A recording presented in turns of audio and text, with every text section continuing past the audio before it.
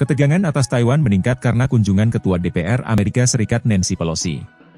Hal ini semakin membuat tegang hubungan antara Amerika dan China.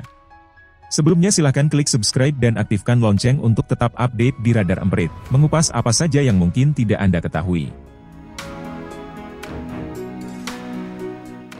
Sejarah antara China dan Taiwan.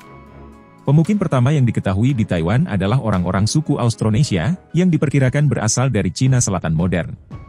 Pulau ini tampaknya pertama kali muncul dalam catatan Cina pada tahun 239 Masehi, ketika seorang kaisar mengirim pasukan ekspedisi untuk menjelajahi daerah tersebut.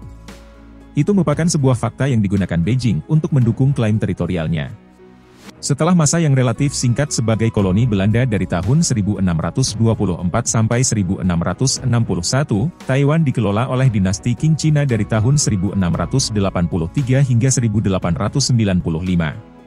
Sejak abad ke-17, sejumlah besar migran mulai berdatangan dari Cina yang seringkali terjadi kekacauan atau hanya untuk menghindari kesulitan hidup di sana. Sebagian besar adalah orang Tionghoa Hoklo dari Provinsi Fujian atau Tionghoa Hakka, sebagian besar dari Guangdong. Keturunan mereka sekarang merupakan kelompok demografis terbesar di pulau ini. Pada tahun 1895, Jepang memenangkan Perang Cina-Jepang pertama, dan pemerintah Qing harus menyerahkan Taiwan kepada Jepang. Setelah Perang Dunia Kedua, Jepang menyerah dan melepaskan kendali atas wilayah yang telah diambil dari Cina.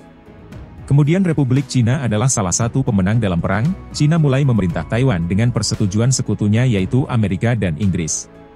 Tetapi dalam beberapa tahun berikutnya, perang saudara pecah di Cina. Pasukan pemimpin saat itu, Chiang Kai-shek, dikalahkan oleh tentara komunis Mao Zedong. Sisa-sisa pemerintahan Kuomintang dan pendukung mereka sekitar 1,5 juta orang akhirnya melarikan diri ke Taiwan pada tahun 1949. Kelompok ini, yang disebut sebagai orang Tionghoa daratan, mendominasi politik Taiwan selama bertahun-tahun meskipun jumlah mereka hanya 14% dari populasi. Chiang mendirikan pemerintahan di pengasingan di Taiwan yang ia pimpin selama 25 tahun berikutnya. Putra Chiang, Chiang Ching-kuo, mengizinkan lebih banyak demokratisasi setelah berkuasa.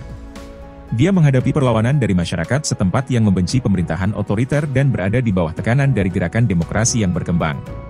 Presiden Lee Teng-hui, yang dikenal sebagai Bapak Demokrasi Taiwan, memimpin perubahan konstitusional, yang akhirnya memberi jalan bagi terpilihnya Presiden non-KMT pertama di pulau itu. Jadi siapa yang mengakui Taiwan?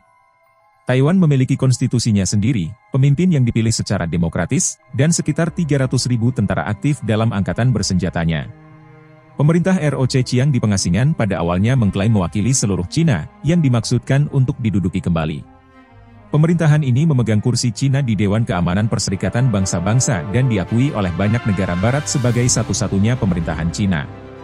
Tetapi pada tahun 1970 beberapa negara mulai berpendapat bahwa pemerintah Taipei tidak lagi dapat dianggap sebagai perwakilan asli dari ratusan juta orang yang tinggal di daratan Cina.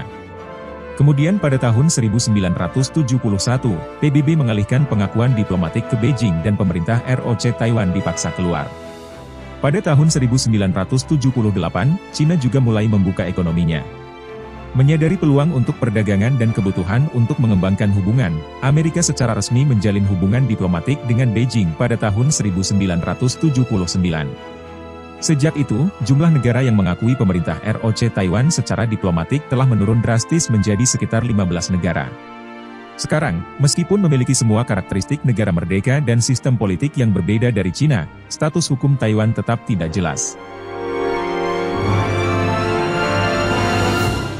Bagaimana hubungan antara Taiwan dan Cina? Hubungan mulai membaik pada tahun 1980 ketika Taiwan melonggarkan aturan tentang kunjungan dan investasi di Cina. Pada tahun 1991, Taiwan menyatakan bahwa perang dengan Republik Rakyat Cina telah berakhir. Cina mengusulkan apa yang disebut opsi satu negara, dua sistem, yang katanya akan memungkinkan Taiwan memiliki otonomi yang signifikan jika setuju untuk berada di bawah kendali Beijing. Sistem ini mendasari kembalinya Hong Kong ke Cina pada tahun 1997 dan cara pemerintahannya sampai baru-baru ini, ketika Beijing telah berusaha untuk meningkatkan pengaruhnya. Taiwan menolak tawaran tersebut dan Beijing bersikeras bahwa pemerintah ROC Taiwan tidak sah. Tetapi perwakilan tidak resmi dari Cina dan Taiwan masih mengadakan pembicaraan terbatas. Kemudian pada tahun 2000, Taiwan memilih Chen Shui-bian sebagai presiden, yang membuat Beijing khawatir. Chen dan partainya, Partai Progresif Demokratik, DPP, secara terbuka mendukung kemerdekaan. Setahun setelah Chen terpilih kembali pada tahun 2004, Cina mengesahkan apa yang disebut Undang-Undang Anti Pemisahan Diri, yang menyatakan hak Cina untuk menggunakan cara-cara yang tidak damai terhadap Taiwan jika Taiwan mencoba untuk memisahkan diri dari Cina. Chen digantikan oleh Ma Ying-jeou dari KMT pada tahun 2008 yang mencoba meningkatkan hubungan melalui perjanjian ekonomi. 8 tahun kemudian, pada tahun 2016, Presiden Taiwan saat ini Tsai Ing-wen, yang sekarang memimpin DPP yang condong pada kemerdekaan terpilih. Retorika semakin menajam pada tahun 2018 ketika Beijing meningkatkan tekanan pada perusahaan-perusahaan internasional. Jika mereka gagal mencantumkan Taiwan sebagai bagian dari Cina di situs web mereka, Beijing mengancam akan memblokir mereka dari bisnis di Cina. Tsai memenangkan masa jabatan kedua pada tahun 2020 dengan memecahkan rekor 8,2 juta suara dalam apa yang secara luas dilihat sebagai penghinaan terhadap Beijing. Pada saat itu Hong Kong telah mengalami kerusuhan selama berbulan-bulan, dengan pengunjuk rasa besar-besaran menentang pengaruh Cina daratan yang semakin besar dan banyak orang di Taiwan yang mengawasi dengan cermat. Belakangan tahun itu, Cina menerapkan Undang-Undang Keamanan Nasional di Hong Kong yang dianggap sebagai tanda lain dari penegasan Beijing. Seberapa besar isu kemerdekaan di Taiwan? Sementara kemajuan politik berjalan lambat, hubungan antara Beijing dan Taipei dan kedua ekonomi telah tumbuh.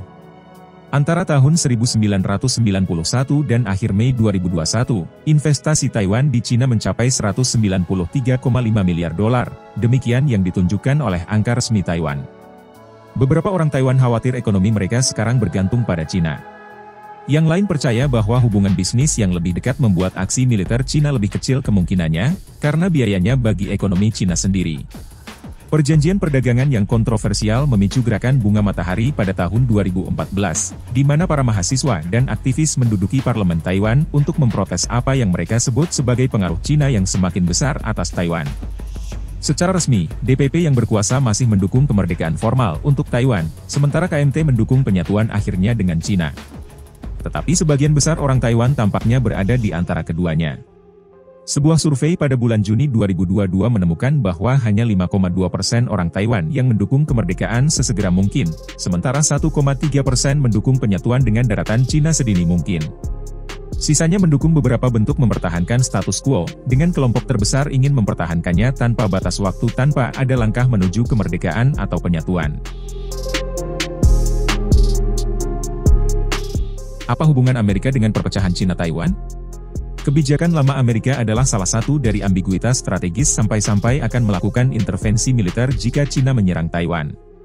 Secara resmi, Amerika berpegang teguh pada kebijakan satu Cina, yang hanya mengakui satu pemerintahan Cina di Beijing dan memiliki hubungan formal dengan Beijing daripada Taipei. Tetapi Taiwan juga telah berjanji untuk memasok senjata pertahanan dan menekankan bahwa setiap serangan oleh Tiongkok akan menyebabkan keprihatinan besar. Pada bulan Mei 2022, Presiden Joe Biden menjawab dengan tegas ketika ditanya apakah Amerika akan membela Taiwan secara militer. Segera setelah itu, Gedung Putih dengan cepat mengklarifikasi bahwa posisi Amerika di Taiwan tidak berubah dan menegaskan kembali komitmennya terhadap kebijakan satu Cina. Ini juga bertentangan dengan pernyataan sebelumnya oleh Biden tentang dukungan militer untuk Taiwan. Masalah Taiwan juga telah membuat tegang hubungan antara Amerika dan Cina. Beijing telah mengutuk setiap dukungan yang dirasakan dari Amerika untuk Taipei dan telah menanggapi dengan meningkatkan serangan jet militer ke zona pertahanan udara Taiwan sejak pemilihan Biden.